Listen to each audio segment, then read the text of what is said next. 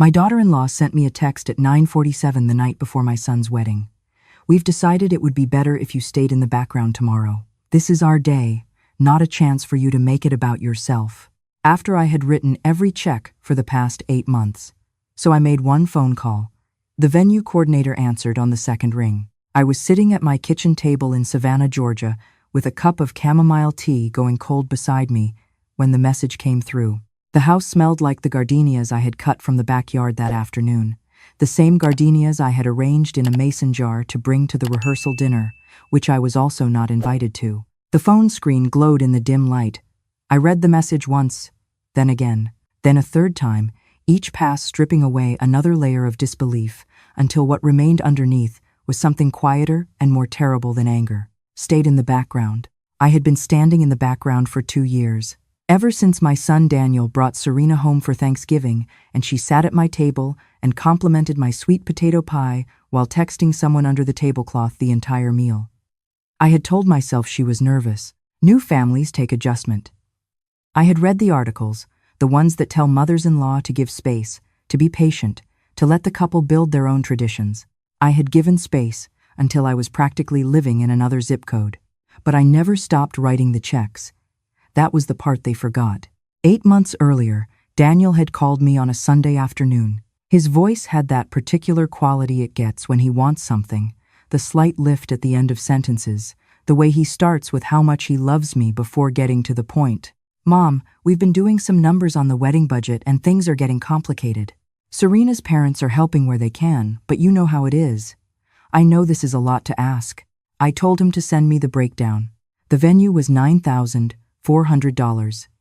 The catering for 140 guests was $6,200. The flowers, $1,800. The photographer's retainer, $2,500. I paid all of it, not in installments, not as a loan. I wrote those checks the way I had always done things for Daniel, completely and without conditions, because he was my son, and because his father had died when Daniel was 19, and I had made a quiet promise at that graveside to carry enough love for 2 people. My husband Robert had been gone 11 years. He never got to meet Serena. Some days I think that was a mercy. I paid for the wedding the way I had paid for everything else. Daniel's college tuition, the deposit on his first apartment, the down payment on the car he drove Serena home in from their first date. I never kept a ledger. That was not how I loved people. But somewhere along the way, love without a ledger had been mistaken for love without limits. And the two are not the same thing. After I received the text, I sat very still for a long time. The refrigerator hummed. A moth tapped against the window screen. Outside, the magnolia tree Robert and I had planted the year Daniel was born, swayed in the night breeze, slow and unbothered. I thought about calling Daniel. I even picked up the phone, but I knew what I would hear. Serena was stressed. The wedding was tomorrow. Could we please talk about this later? He would soften her words the way he always did, sand the edges down until they no longer looked like what they were. So, I set the phone down. And I did something I had never done in 64 years of living, in 41 years of being a mother, in 8 months of writing checks with a smile. I started thinking like an accountant. I walked to the small desk in the corner of my study, the one where Robert used to pay bills on Sunday evenings, and I opened my laptop. I pulled up the folder I had labeled Daniel and Serena Wedding. Everything was there. The contracts, the payment confirmations, the email chains. Every single document had one name at the top. Mine, Dorothy Mae Caldwell, account holder. Dorothy Mae Caldwell, billing contact. Dorothy Mae Caldwell, authorized signatory. Not a cosigner, not a shared account. Mine. I clicked through each file slowly, reading the fine print I had glossed over in those early optimistic months when I believed I was building something. The venue contract had a cancellation clause. Full refund if canceled more than 24 hours before the event. The catering company had a similar policy. If I called before 6 in the morning, which was when their overnight line opened for day of coordination, I could request a hold on the final disbursement. The photographer's retainer was non-refundable, but the balance had not yet been charged. I closed the laptop. I made myself another cup of tea. I stood at the window looking out at the magnolia tree. Robert had chosen that tree specifically because he said it would outlast everything: the house, the furniture, him. He used to say, "Plant something that doesn't need you." I had spent a lifetime planting things that needed me very much. I thought about the seating chart I had seen last week when Daniel left it on the kitchen counter during one of his rare visits. My name was at table 12, the one near the hallway to the restrooms. Serena's parents were at table 1, directly beside the head table. Her aunt and her college roommates filled tables 2 and 3. I had counted the names. 41 of the 140 guests were connected to Serena's family. 22 were Daniel's friends. The remaining 77 were a mix of people I had never heard of. I was at table 12 with 3 of Robert's cousins I had not spoken to in years, and a woman named Patricia, whose connection to either family I could not determine. My name was on the contracts. My name was not in the program. I had checked. I went to bed at 11. I did not sleep. At 5:50 in the morning, I got up, dressed quietly, and went back to the desk. The venue coordinator picked up on the second ring. Her name was Cassandra, and she had a voice like someone who was used to handling crises before sunrise. I told her calmly that I was Dorothy Caldwell, the account holder for the Whitmore estate booking scheduled for that day.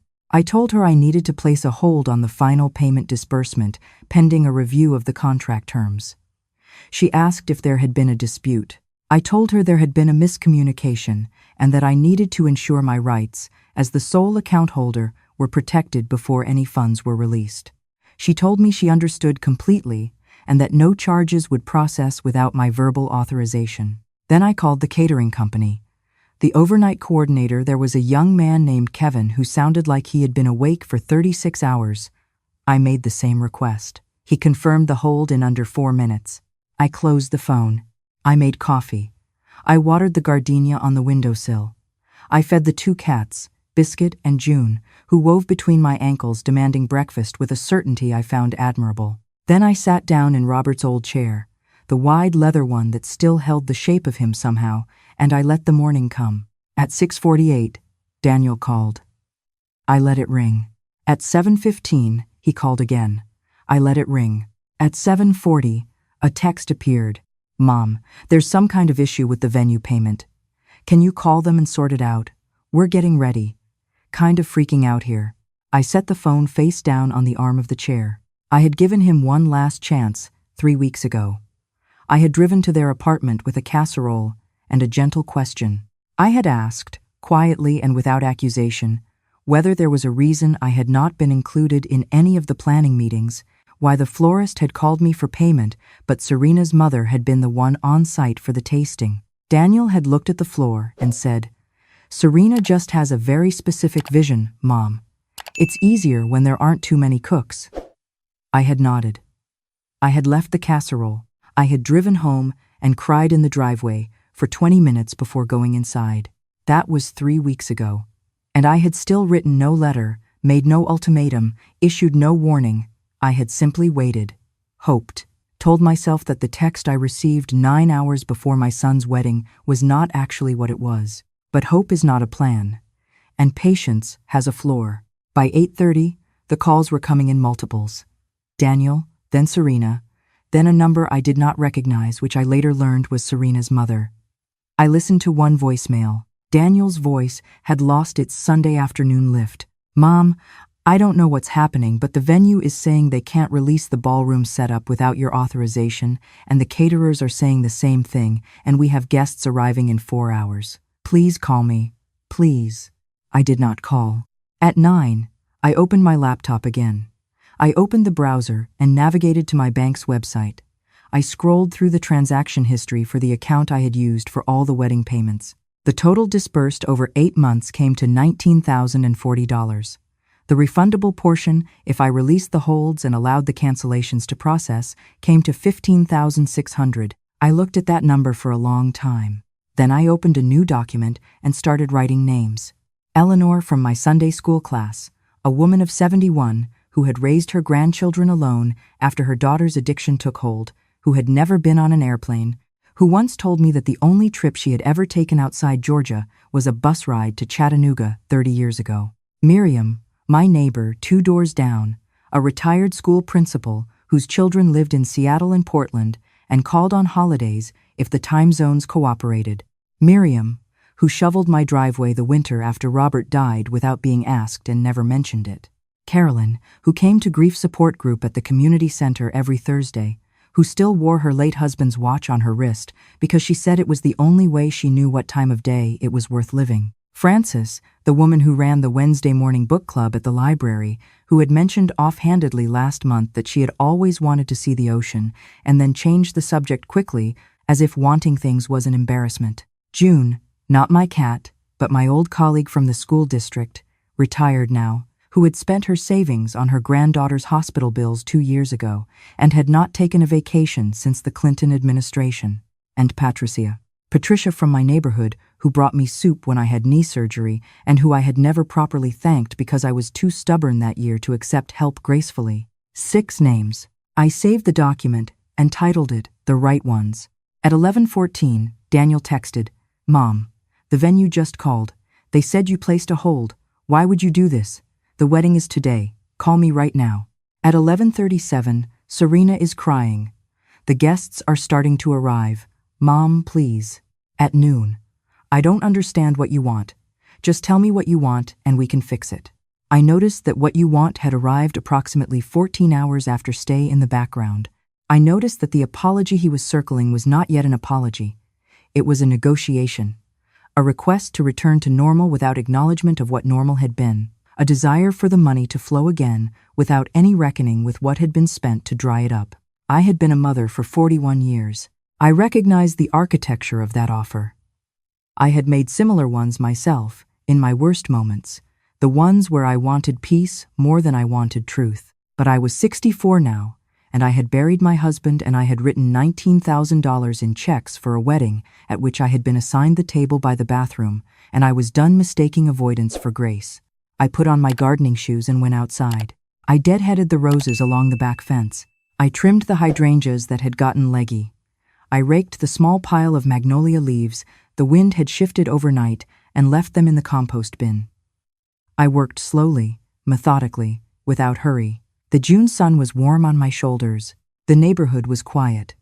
Somewhere a lawnmower started up and ran for a while and stopped. When I came back inside at 2 in the afternoon, there were 23 missed calls. I washed my hands. I made a sandwich. I sat at the kitchen table and ate it.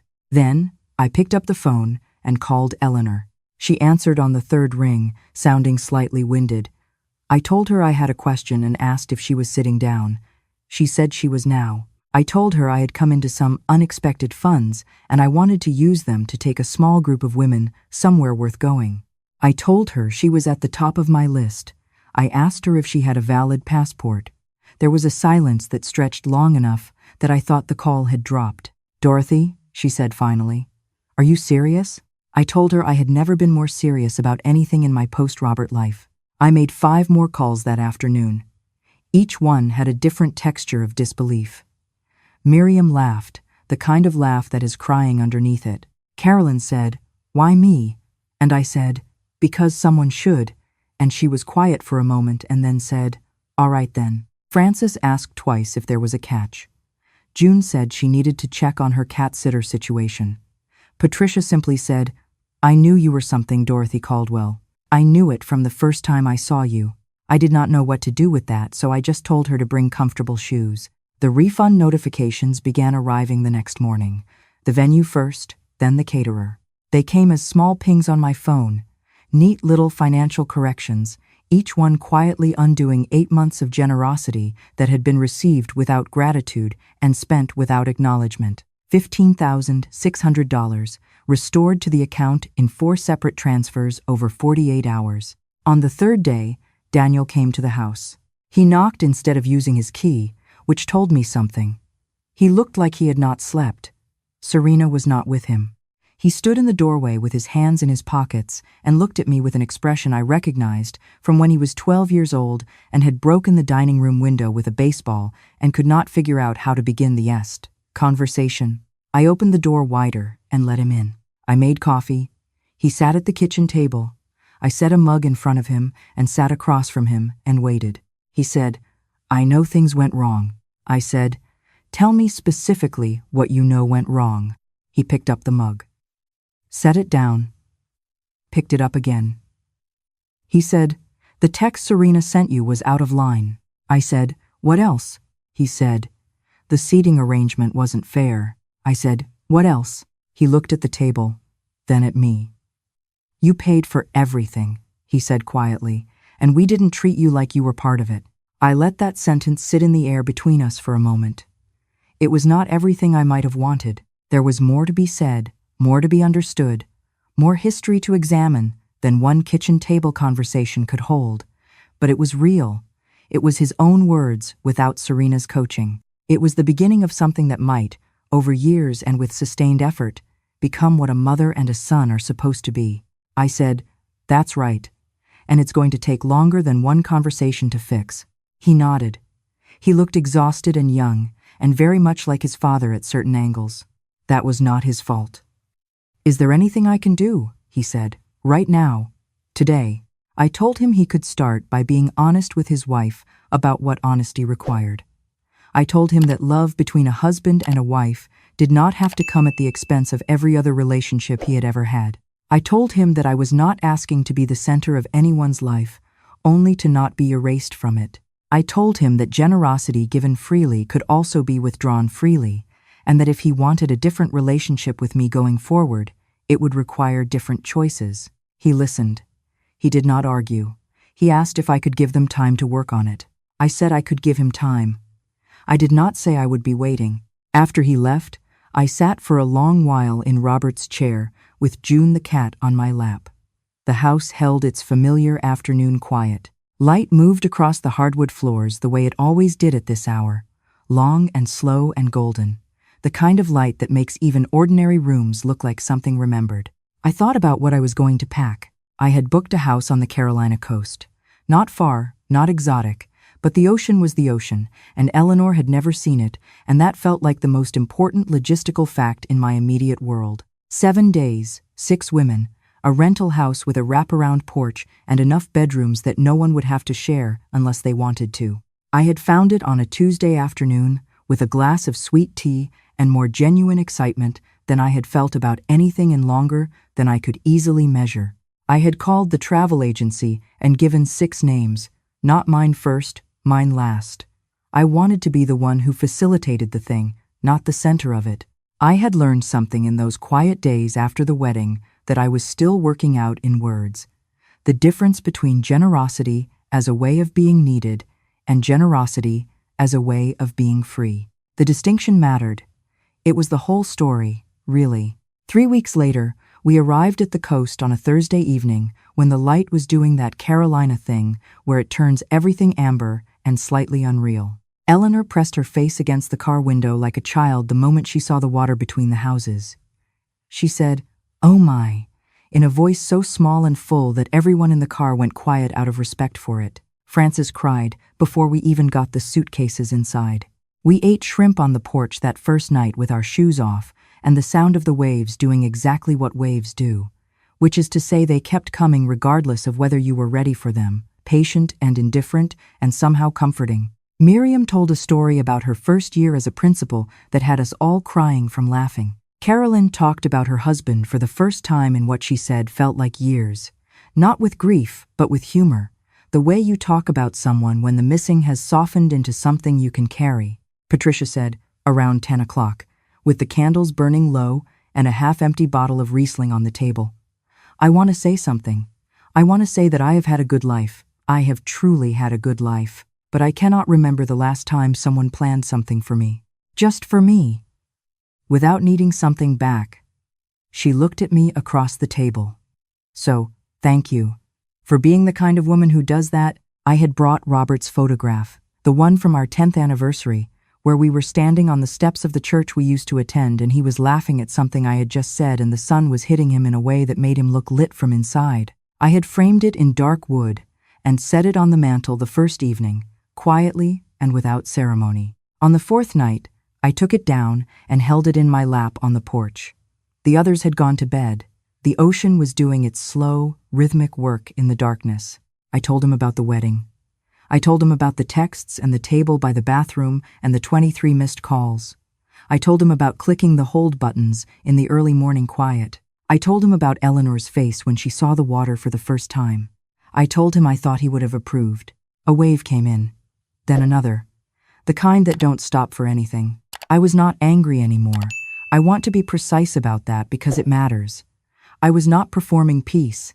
I was not burying the anger under politeness and telling myself it was healing.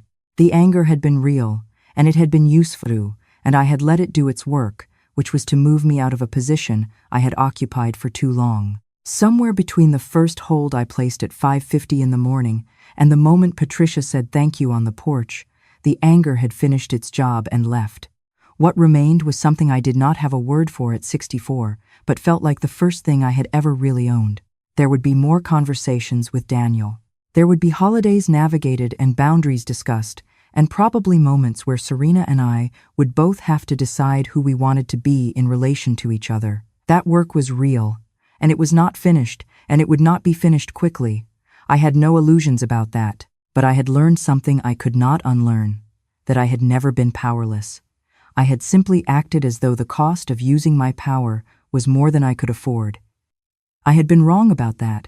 The cost of not using it had been much higher, paid out slowly over years in small denominations of dignity. On the last morning, we walked the beach together just after sunrise.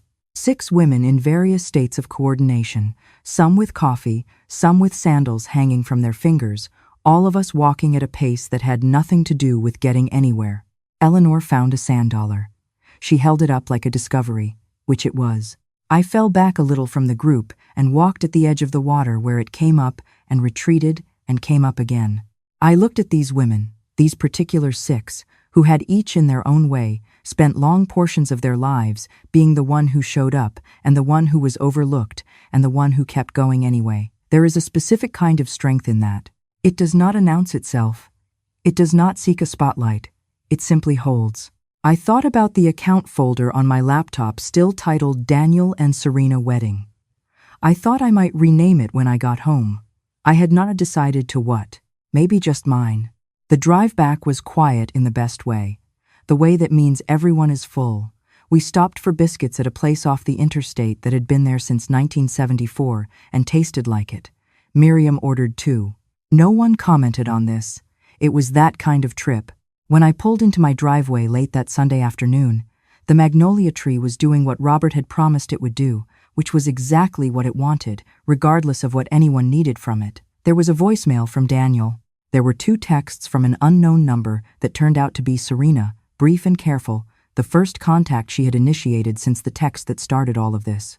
She said she had been thinking. She said she owed me more than she had given. She said she was sorry. The message was short and somewhat clumsy, and it was possible she meant it. I sat in the car for a moment with the engine off and the windows down and the late afternoon coming through. I had spent 41 years being a mother. I had spent 11 years being a widow. I had spent 8 months being a bank. And I had spent 7 days on the Carolina coast being Dorothy, just Dorothy, the woman Robert had loved, the woman Eleanor had never seen the ocean with before, the woman who brought the right photograph to the right porch and let the right candles burn. I got out of the car. I brought my suitcase inside. I fed Biscuit and June. I put Robert's photograph back on the shelf where it lived. Then I sat down at the kitchen table, opened my laptop, and started a new document. At the top, I typed, "The ones worth showing up for," and I began.